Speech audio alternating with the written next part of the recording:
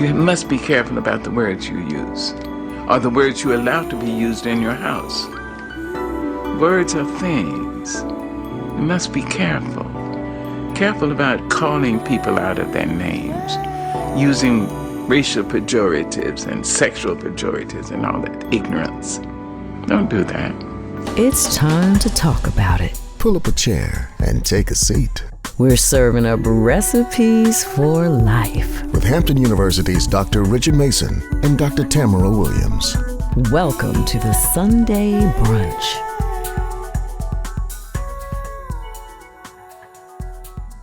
This is Dr. Tamara Williams. And this is Dr. Richard Mason. And welcome back to the table for another edition of Sunday Brunch with the good doctors. Good doctor. How are you doing, my sister? Listen, I would love to tell you that all is well. I will tell you that all will be well, but life has been doing a little life in recently. Lost somebody dear to me, so taking a small pause for the cause to, reflect and to remember some things, but being mindful that even the good doctors are people too. Exactly. And sometimes that's hard for people to realize sometimes that, we all go through things, and that doesn't matter, as my grandmother would say, don't matter what your race is, what your sex is, creed, color, nothing. Everybody will go through something. If it ain't happened to you, it's going to happen. So get ready. Get ready. Keep living. Get ready. We're all certain to go through some things. It's nothing that we will necessarily be exempt from. So it doesn't discriminate. You're right. So, but I like to be real with people and genuine with people, because we all have to go through that same process. And since we started our show during COVID time, we've been talking a little bit about grief in the process, but quite a few people have lost people. Oh yeah, and it's one of those things. The more we age, the more you're going to have those experiences, and unfortunately, we're seeing a younger generation in this population as well. We're losing more lives of our younger population too. So we really, as my grandmother would say, get right, because get right. You just never know. It says it's not stay always ready. Right. It's not always that leaning tree that's going to fall, so sometimes you're waiting on somebody else, and it's a younger person who may pass away sooner than an older person, the way these streets are living out here, should I say. Absolutely. There's a lot happening. I've been seeing some positive things happening in our area too. I saw, and I noticed that you saw it too, the young man who did his football camp in Portsmouth. Yes, I saw that. That was nice. I like that. That's one of the things that I look at the media, and I do admonish them sometimes, because they're so quick to report all of the negative things, but we do have some great things happening out here with our young folks, especially our young Black boys. And so the news that's reported sometimes will have you thinking that all of our young Black boys are involved in gun violence and things of that nature, but we have some outstanding young Black boys.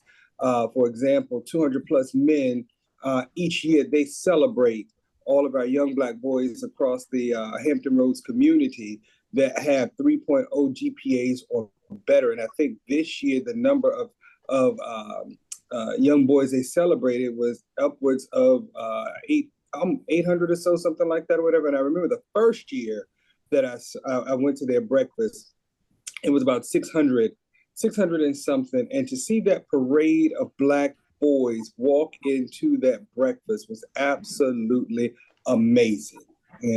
And so I enjoy seeing that in the gifted program. I've seen an increase of African Americans involved in the gifted program too, and on the basketball team and on the cheerleading team. And so it's nice to see that things are being acknowledged in a good way. Exactly. And so, that's it's not what we're going to talk about today, but that's a whole not at all conversation just in terms of what the community can do, because we really have to really hold ourselves accountable when we talk about these young folks, but we also have to talk about the adults as well, and some of the things that these adults are participating in, encouraging, and being a part of. And I think we cannot continue to look at it as a young person's problem. It is certainly a problem with our community. And so we really have to, really do some things in the community to make some changes and step up and do some things. Yeah, exactly. I applaud the schools. I applaud the school systems because the school divisions are doing some really good things in the buildings and all. And so we just have to make sure from the community perspective that we are pouring the right stuff into the schools and we're being supportive. There was a situation that I share about two girls. One of the principals was telling me the story that they had a situation where two girls, they were sitting in the classroom taking a test. And one girl told the other girl, "You wait till I finish taking my test. I'm gonna whoop your bleep, And so guess what? She finished her test. She waited on the other girl to finish her test. And then they started fighting. And so the question is, if you recognize the importance of academics and you had an opportunity to make a choice, that shows me that it's something else there. And so you can make that rational decision, because one of the young ladies said that, "Oh, I'm not messing up my GPA. So that's why I waited till I finished the test." And, well, why did you wait on the other young lady? "Well, I didn't want her to mess up her GPA either. So therefore I waited on her." But they were not concerned about their behavioral record. Exactly. The critical thinking was not completed. Exactly. So that's the part that we have to work on. And it's, the schools are doing a pretty good job with that, but we've got to help the schools out. We really have to be able to step in and do what we need to do to work on that aspect. But like I said, that's a whole nother topic. We'll have to have that conversation at another time. I want to go to the other end as well, because, we know that the children, yes, are important, but also the elderly are important too. And before you even get to the elderly, we're all important in so many different stages in life. I've even been noticing some things recently where they're working on some laws to protect our elderly because of elder abuse. And so, I really would like to have that conversation today about ways in which we can have healthy aging, things that we can do to assist us in dealing with the things that happen in life. We've already said that it's certain that things are going to occur, birth and death. We know those two things are going to happen for sure. But there's a lot that happens in between that period of the birth or that dash mark that people talk about. And there's ways in which we can age. You notice that you see some people age well. And then there's some other people who have some struggles. And so it's good that when we know better, we can do better. Exactly. And so here at the table, we always like to invite people who can share different things that people can do in order to just increase our well-being, not just mental health wise, but physically as well. Because I believe, and you believe, all those things are intertwined. Oh, most definitely. They are definitely intertwined. And, we can pull these things together and really look at how we can improve our quality of life and continue to enjoy life right through the end. As they say, live every day, that you have breath. No matter what's going on in your life, live every day. And I'm telling you, sometimes the breathing is strange. Sometimes the breathing is not always comfortable. And, a lot of times when people post things on social media, they post the things that are always positive. They show you what they want you to see, but that's not always realistic. Sometimes our breathing is strange. Yes. And we have to learn tactics and ways to handle those things and to deal with those things. Right, exactly. But I'll tell you, the thing is, COVID really, really taught us a lot and really made, I would say, it somewhat hit home because, of course, people hadn't really come this close of, pretty much face to face with their own immortality at this point. And I think COVID really brought that face to face with us in a big way because we were losing people. And it was the ambiguity. It was more of something like you felt that was almost outside of your control. Right. That causes stress. When we can't control things, we can't predict what's going to happen. It causes us more stress. So right. I can imagine that. One of the things that we as therapists and counselors, we do work with our clients with like breathing techniques, helping them to learn how to monitor their breath and understanding how their body is responding to stress, the things that they feel when they're angry, when they're happy, when they're sad, the different things physiologically that they feel, also emotionally, how they would label those things. But, you know, I always found that counting to 1 to 10 never worked. Counting backwards 10, that was never a viable solution. But, learning to regulate your breathing and noticing when you're not breathing completely, or you're shortening your breath, or your chest is getting tight, is really important. One of the things that people do, and I've heard that people do to understand more about that and breathing and existing and dealing with that stuff, is yoga. So today we have invited to our table, our Sunday brunch table, someone who's like a yoga extraordinaire, but she's also someone who's lived a little bit of life. And so I thought that because we have so many listeners out there with so many, with a wide age range, it'd be nice to get someone who's lived just a little bit of life to share some tactics and some things that can help us all kind of adjust and breathe through these moments. So, without further ado, welcome to Sunday Brunch, Miss Donna Goodmont. Good morning. Good morning. How are y'all doing today? All those good things. Yes. In yoga, our greeting is namaste, because we greet to our elders. So it's a namaste where it came from India. They have taken that and, of course, westernized it. But to honor their culture, I stay within the perimeter. But in this case, I am able to offer that to you as a greeting.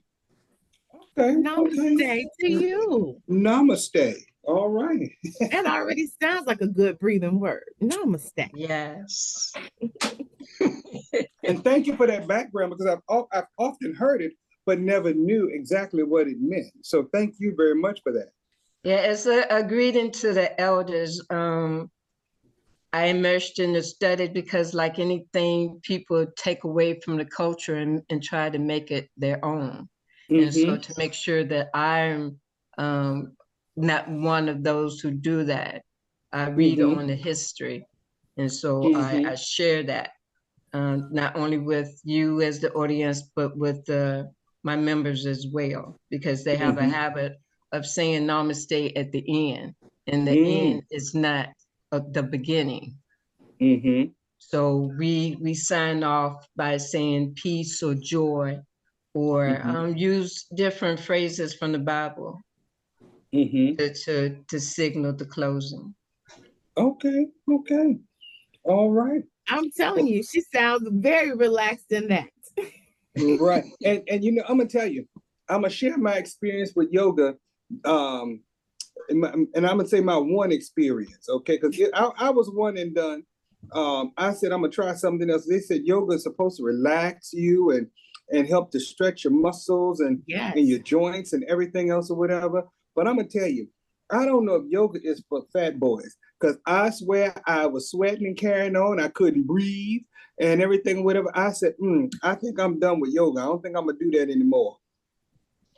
Well, Dr. Mason, I need you to reassess that, because yoga is accessible to everyone. To everyone, and it depends on the clientele and what building you're going into, because they tried not to make it so. But over the years, it's accessible, and basically it comes from Egypt as well, because if you look at the hieroglyphics and the movements in it. But yoga not only does that, but yoga helps you to breathe, because that marked our arrival. That breath is what marked our arrival here on earth. That same breath that would depart us. But we learn how to breathe like that innocent baby. We don't breathe fully. So that's the first thing that I offer, is allowing ourselves to be still in the moment and observe how you entering, how you come into that space. Mm-hmm. So we breathing in, it's like you breathing like you're blowing up a balloon. You're expanding that diaphragm, the ribs, the lungs, and then you release it like that balloon is being released into the air. So you learn how to set that pattern to breathe, to connect to that inner person, because that same breath allows you to calm your mind, to eliminate any distractions that come in. We're going to acknowledge those distractions, but we're going to allow it to float away like a cloud and return back to that breath. Now, see, you make that sound so good. You know what I'm saying? You make that sound so. But when I was bent over and twisted up and trying to stretch, and I think the downward dog and the other stuff, I just could not get the breathing together. But the thing sometimes, again, it goes back to an instructor. Me, myself, I'm more interested in the breath, in the form, and you listening to your body, assessing it. Because what you think you can't do, you can. But sometimes our body disabilities won't allow us to do certain things. So we modify, we adjust to it. And we take the time. We don't rush into the next pose. We take the time to understand and get the gist of that pose, allowing our shoulders to relax, to expand our chest, to open up our hips. And so you take a couple of breaths, breathing in and out, because of course, when you start and you think you might hyperventilate and stuff, so you just take a moment to be still, to connect back to that mind, because that mind is so powerful. But sometimes we're not still. Sometimes we don't allow it to speak to us because we always in a rush, in a hurry, trying to get to that next step, that next process, that next journey. When you need to be in the journey that you're in now.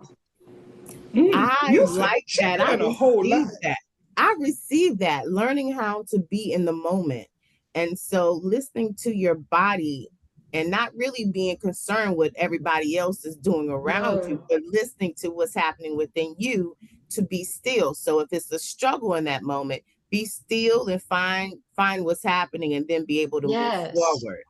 Breathing through that process. I offer people, when they lose their way or they just need to take a moment, to go into a child pose, where they kneel down and they stretch, forehead is on the mat, and just taking a moment to breathe in and out, or either lay on the mat, allowing your legs to be straight up. We call that legs up the wall, because the fluidity comes back, the nutrients return back to the natural source. You take the moment, and you was right to say, don't look left, don't look right. You got your own mat. There's no judging, there's no critiquing. You just take the time to know that I am, therefore I think. I'm going to have to come to your class. I'm going to have to come to your class, because if nothing more, that just sounds like a good environment. That sounds like good energy, good breathing. I offer that to people because, like Dr. Mason said, he felt like he was twisted. He wasn't getting it. And I offer that space, that peace, that time to absorb. A lot of people go for powerful vinyasa, and then some classes, the powerful vinyasa is your poses is a little bit quicker, but the power comes within you. You don't have to follow that routine. You can take your time. You can come to that next step when you're ready, not because it's offered to you, but when you are ready. It's like, okay, let me get this. Let me understand getting out of the race. Getting out of the stress of competing and opening up, because as we sit a lot, we have a tendency to close in. We don't realize that we are hunched over. And that, again, allow that breath not to flow easy. We always looking down instead of looking up. It's upward that we look. Allow that natural flow to enter the body. When we look up, down, we're blocking that flow. So we got to continue to look up. That breath allows you to calm. That breath allows the anxiety. That breath disintegrate the darkness that sometimes enter into our body. Because we being still, we're allowing ourselves to open up. Our hips are tight. But as we stretch, we open, we feel the flow from the sole of our feet to the top of the head. We feel that slow expansion. We're having a whole class. We're having a whole class at this table. We're having a whole class. I would love to know, because you're talking about the hips and expanding the hips, and you know, as we age, things move a little differently, feel a little differently. So I can imagine that yoga would help and assist people in some of those joints and some of those areas that are tight. Do you find in your classes that you have people with a wide age range doing yoga? Oh yes, predominantly my class is over 60. We have people that have has had hip surgery, they've had heart problems, or simple life, like you say, arthritis. Me myself, when I teach, I tell them my story, not to brag, but to show them what they can do. I tell them, hey, I'm 70 young, I have lupus. When man told me I couldn't, God said, yes, you can. All right. Osteoporosis. But yet. You have osteoporosis? I have osteoporosis. But I've seen you do some of these poses, so I don't know. Woo. Look, Aunt Donna don't look like she's 70, first of all, so y'all should see her. That's the first thing. And to hear she got lupus and osteoporosis, I may have to give yoga another try. Yes, sir. Yes, sir. When I'm in that area, I will be honored to come and give you a one-on-one just to show that it is accessible to you, that you will embrace it, look forward to it. Those days that you can't sleep or you're feeling anxiety, you'll learn how to take a moment and to be still. We don't be still. We always rush into that next step. But when we wake up, that's a new day, new beginning, to just be still and honor what is. We do various sun A, sun B. We give grace and gratitude for the sun, for the nourishment, the life, the earth, the simplicity. We be grounded. Sometimes we're not grounded. We ground ourselves. We learn to breathe. Because our breath right now is rapid. Right. And that's how come it leads to anxiety, heart attacks, stroke. Because as soon as you get pain, what do? You hold that breath. That oxygen is not getting there. So that's how come it become critical, and some people don't survive because they're holding the breath, they're not breathing. But you have to learn how to breathe, to take that moment to breathe through pain, because pain is not going to go nowhere. It's going to be there until you get the help, the need. But that oxygen will expand and give you that life that you need for that extra few minutes. I've had a friend, he's in martial art. He's have done yoga. He had a heart attack and was able to take himself to the hospital. Why? Because he was breathing through it. He wasn't tensed up. When we in situations and stuff like that, like you, my grandmother said, you kill people with kindness. But before you say a cruel word, you just take a moment, relax those shoulders, and just breathe in and out and have a smile on your face. And you're able to say, let's take a moment and step away and come back to this conversation. See, yoga is just is so much more.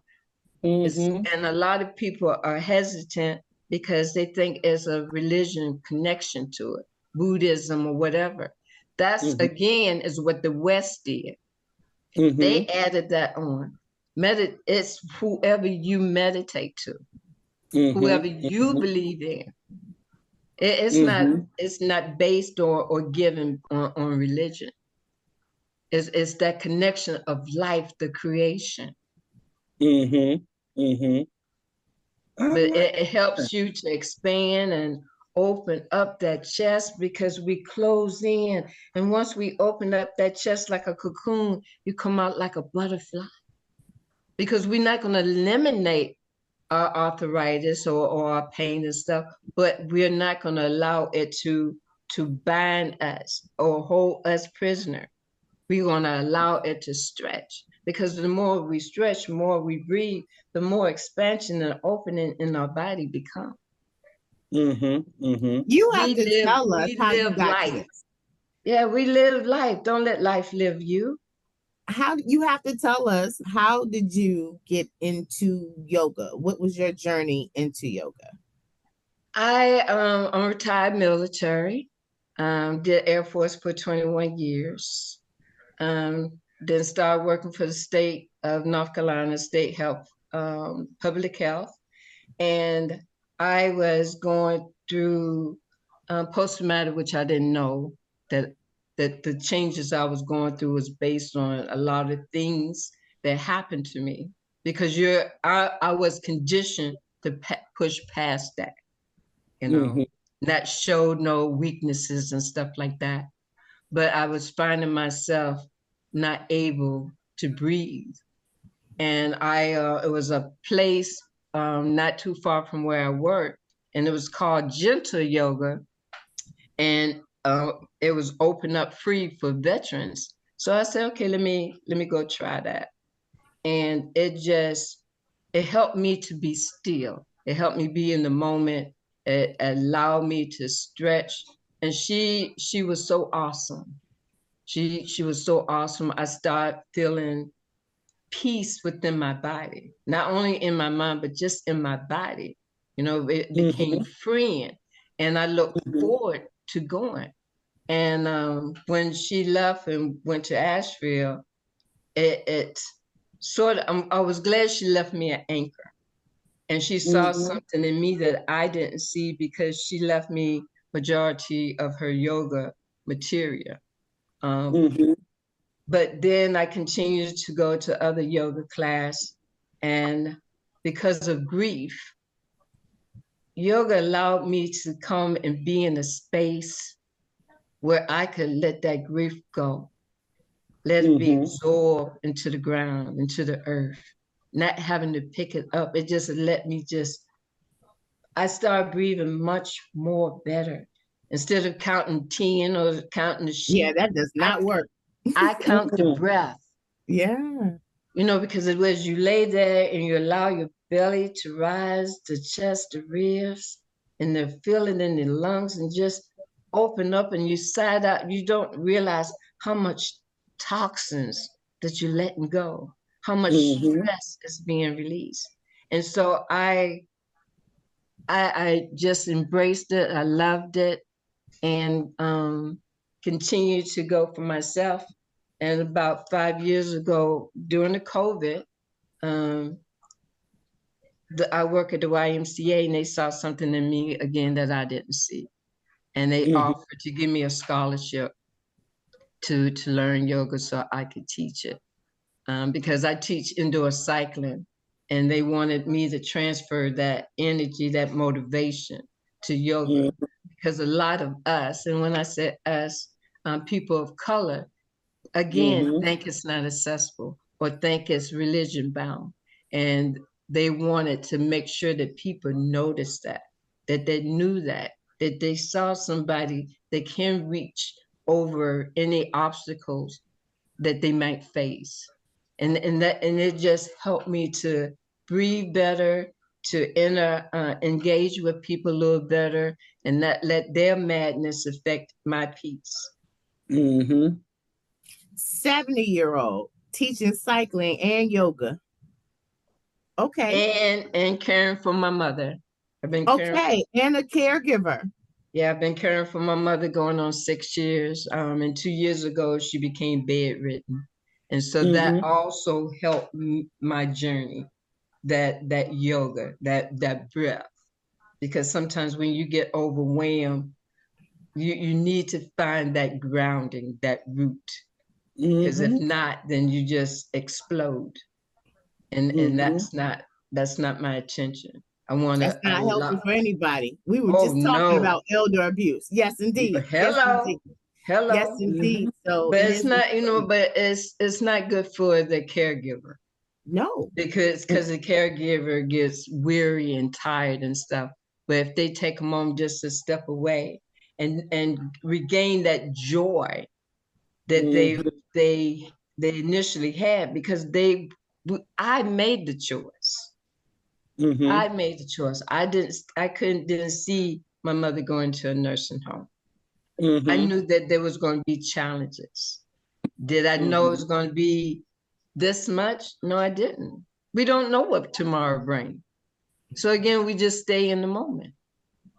But each moment brings awareness to something new. And again, that just working out, releasing that stress, cycling, yoga. But the most important thing is breathe. Breathe, because you can get through it. You can get through it. Well, and I'll tell you, one of the things, listening as far as aging, I know that depression comes in, anxiety comes in, of course, because you start to think about your own immortality and things like that or whatever, because at that age, we're living in the third and the fourth quarters of our lives. So either we have regrets about stuff that we haven't done, or we get to that place we start thinking about things that we want to do before we, leave this place. Do it.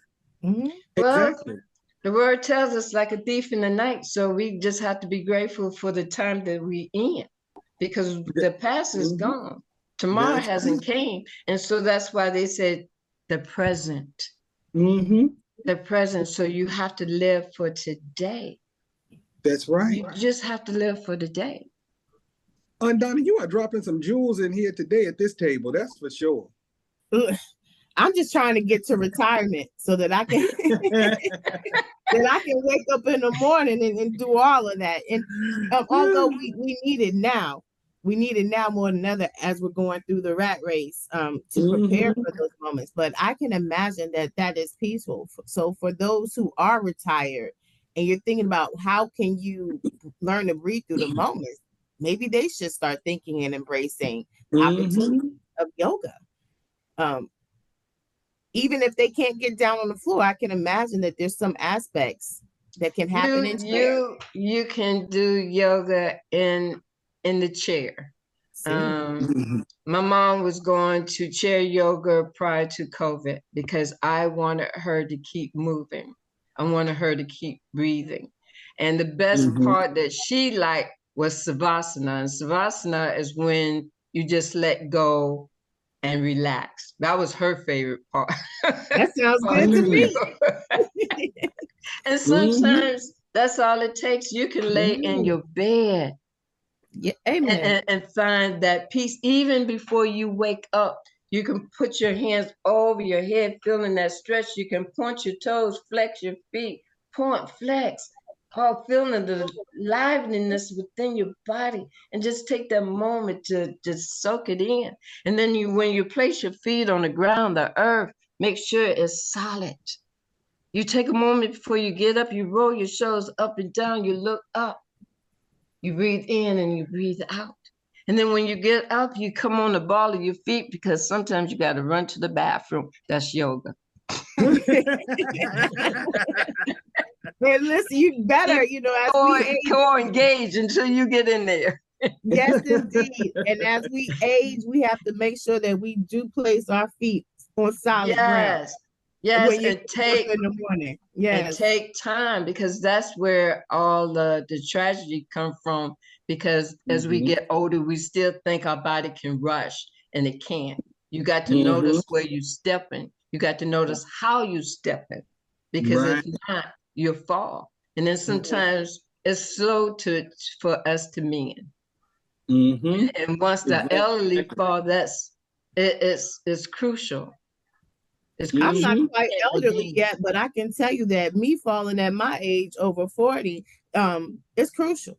It is. We don't heal the way that we used to. No, we don't. As quickly as we used to. No, we don't. And we don't get the care that we need when we go for assistance. And it's almost like we have to be our own advocate, because they're so quick to give us medicine or quick prognosis, and you have to tell them, take the time to breathe. Now let's go over this again, because you're not hearing what I'm saying. And what's the alternative to the medicine? And if you notice, yoga probably allows you to feel that in your body and determine different parts that are not feeling the same. Right. And if you notice and look at the statistic, cancer patients are being engaged with yoga, because that way it helps them not to think of the alternative. It helps them just breathe and be in the moment and not say, oh, I'm not going to be here. No, you're here at the moment. Because when man say your day is done, God says, no, it's not. Not until I call you, if you're a believer. But a lot of people have pulled through out of cancer because of that. We have our young kids now where different schools are teaching our young ones to breathe, to sit still. You know, it's not always being put in the corner. It's just allowed them to feel free to engage and tell them, okay, we're going to be Indians today. We're going to cross our legs. We're going to settle still. And I have a 6-year-old grandson that before he leaves for school, he sits down cross-legged, closes his eyes, touching his fingernails, his fingers to allow the peace and blessing to be received. And he just breathes in and out, making that intention, manifesting. I am powerful.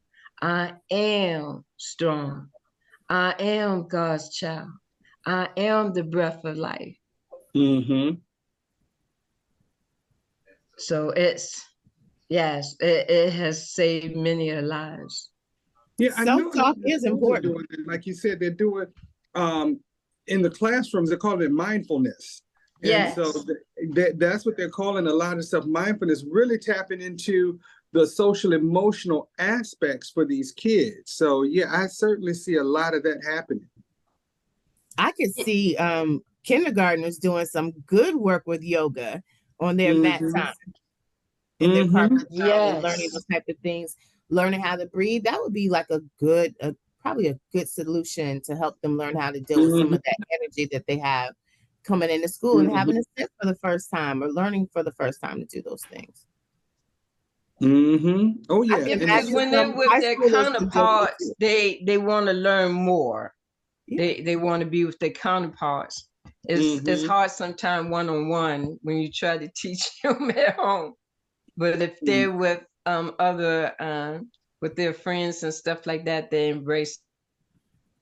And that certainly speaks to the whole social emotion. And then they come home and show their parents what we learned. Yeah. Mama, when you get upset, Mama, when you angry, we need to just sit here and breathe. Let me show you how you. Let me help you with your. The teachers say when we feel a little frustrated and stuff, just let's breathe. So they understand that. And then that alleviate their anxiety, especially when it's time for a test. Right, exactly. I can imagine that'd be great with test anxiety, the breathing. Yes. That certainly will make a difference, that's for sure.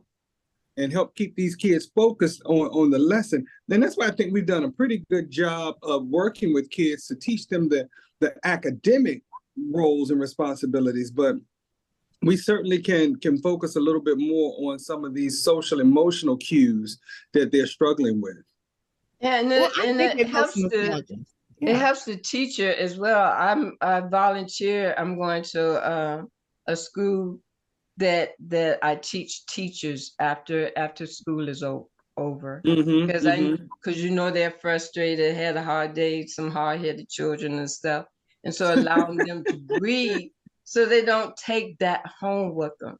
And they come back the next day. Yeah. And it shows them how to settle and not let that attack them. You know, so the teachers need it as well. You know, it's like, you're not going to work my nerves today. We're going to sit here, we can connect, and we're going to breathe it out. But you're right. They're changing the word yoga to mindfulness. It only takes a moment to be mindful. I like saying that I have to remind myself of that often. I find myself tracing my fingers just to make sure that I'm staying in the moment and really focusing on what's happening right then and not getting too far ahead. Sometimes I have to slow, like you said, we're always moving, moving, moving. Sometimes I have to slow myself down. And self-talk is so important. What we say to ourselves is so important. So I'm Yes. often saying those things too, like, okay, I'll call myself by my middle name when I talk to myself. And so I say, Monet, okay, now you know. Now you know. Let's take a moment here. Let's take a moment here. What are And you keep your thinking? What are shoulders you nice and feeling? relaxed, because when you have your shoulders up, that creates tension and tightness around your neck. You start having migraines and headaches and stuff. And so when you feel that, you got to make sure that you just soften those shoulders down. And as you keep that core engaged, we forget at times, but that core allow our shoulders to stay back. Because if not, you end up getting round shoulders. You have scoliosis in your back. So you got to learn how to stay up tall. Because that's why a lot of our older folks, they give in the moment, and then sometimes they don't recognize that they slouch over. So you have to say, all right, hold that ab in. And as they hold the abs in, they see themselves straightening up a little bit more, kicking away that cane, because now they know how to walk tall, how to walk firm. Oh, she motivating people to kick away canes. Hold on, wheelchairs. Yeah, because sometimes the cane is a hindrance. But once they learn how to stand tall and walk slow and steady, it's because they use it as a crutch. My mom at one time used her cane as a crutch. I would raise it up, and she would wait till I leave and then lower it back down, because it was easier for her to give in instead Bend of over and working on lean that on it. strength. Right. So, and then that caused more scoliosis and the bending of the bones in the back. And so when I find myself sometimes not in connection with my body, I like, I don't want to have no bow back. So I stand up tall. I find myself doing that too, pushing my shoulders back. Yes. Yes. Keep it open. Keep it open. It runs in the family, having that bent over back if you don't. So I've always, as a child, I remember walking around with books on my head, like, I will not. Yes. When Hunchback of Notre Dame came out, I was like, that is not my ministry, Jesus. I will not. Yes. So we got to be mindful of that as well. Exactly. And this, I know we're talking about seniors or a seasoned folk today. That's kind of what the focus is. But young folks can take advantage of this stuff as well. Oh, most definitely. And I have a lot of young students as well that comes in, and it helps them with their studies and stuff like that. They're always using fast music and stuff. You want to play some calming music that makes the mind think, not make it jump or party or whatever. You want that quietness, even if it's no more than a water. You're hearing the water ripple down the stream, or some birds in the background, because we are part of nature. Taking that walk outside, that is part of yoga. That's part of that mindfulness, being aware of your surroundings, observing, but just being still and hearing the quietness within yourself. We definitely need to be more aware. They have embraced that and come back and say, my study is much better. I'm sleeping when I feel myself a little stressed out. I hear your voice sparkle saying, just breathe, let it go. Let it go. I can imagine that would help with them also unplugging from technology and social media, learning to exist and be in that moment and not get caught up in all of those other things and posting. So I can imagine that does kind of teach you some type of self-discipline and regulation. as a young person. Yeah. I can see it. I'm coming to a class. We teach the young because they're going to be old later. So, and we need them to be able, I would think that, also with the flexibility, that'd be great over the years, being able to keep practicing that will help as you're aging as well. Yes.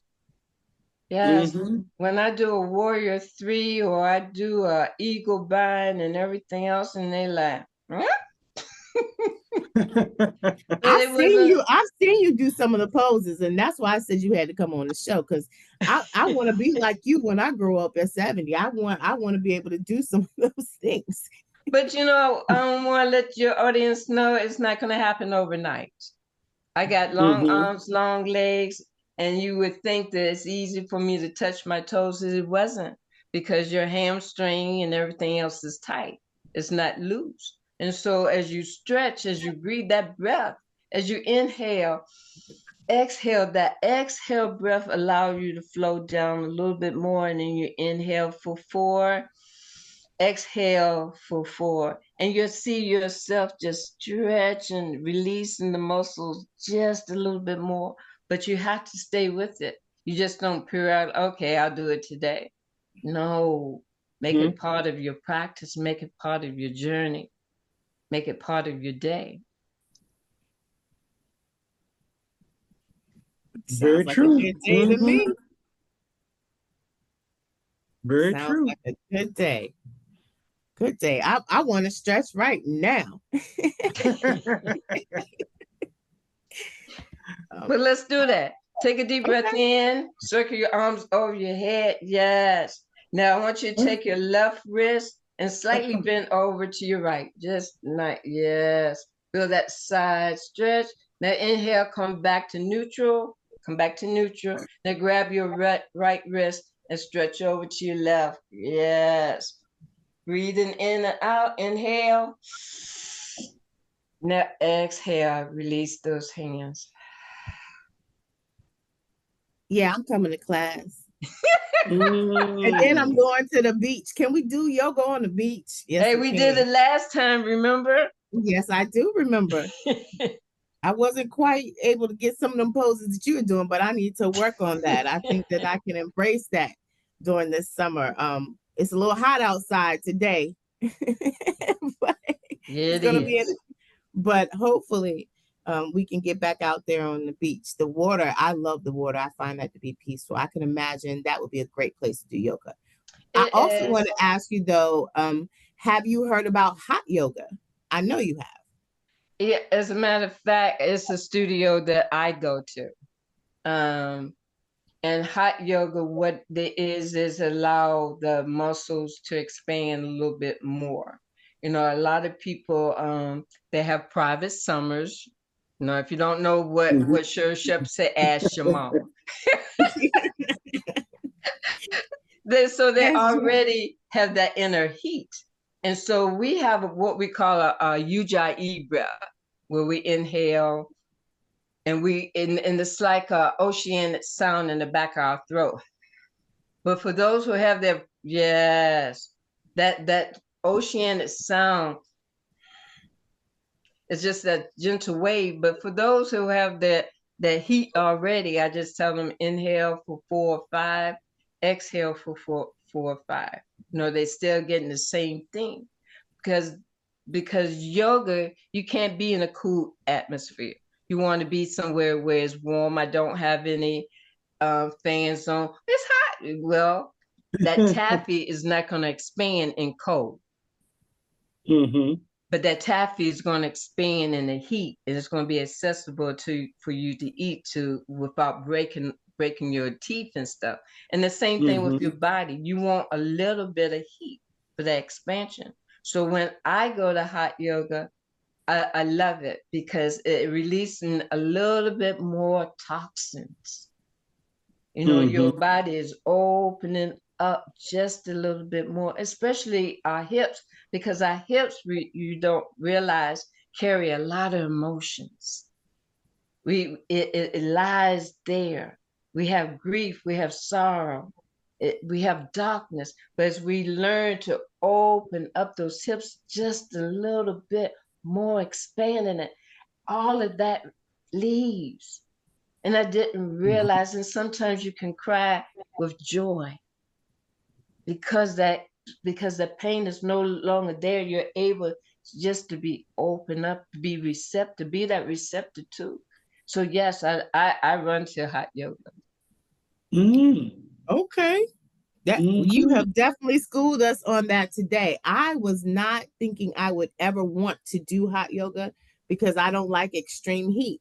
But I may have to put the locks up in the One thing that I recommend if you ever go to one, do not drink any caffeine.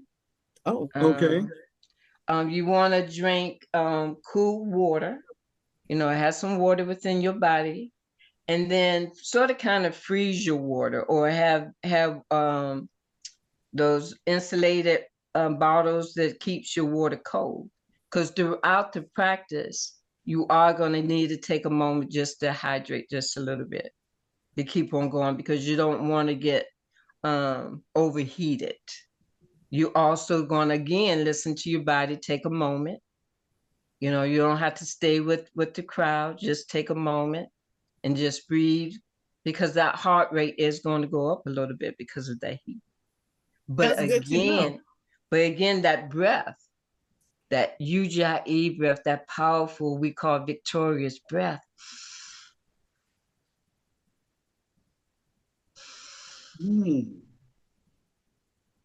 Yes. Yeah. That sounds like a good plan to me. That sounds like a good plan to me. I think we all have those moments in which we need to learn how to breathe and breathe well. Yes, right. You can go outside, get under an umbrella, have your strong mat and stuff like that. And you have the heat, but at least you have the shade. And just take a moment. You can cross your legs or you can extend them out. You make sure your sit bones is on that mat. Roll your shoulders up and down. Place your hands palm up for the blessing to receive. And just take a moment. Those thoughts pattern, those silent things that you're able to hear in the knowledge. And sometimes we miss it because we too much in a rush. You may be able to hear that higher being talk or whisper. You can see different lights as you close your eyes, absorbing. You'll see different colors. Zone, realize that you're in between a sleep pattern because that consciousness is still. And then when the moment comes and a noise you hear in the distance, it awakens you. And you feel so relaxed, so free. I am, therefore I think. I think, therefore I am. Look, you made me take a nap at this table. That's for sure. Listen, after we just ate all of this good food, after we ate all this good food. You were supposed to do food and yoga. No, eat afterwards, probably, I can imagine. No, but we have learned some things today. Caffeine is a no-no before yoga. For hot yoga. Hot yoga. Hot yoga.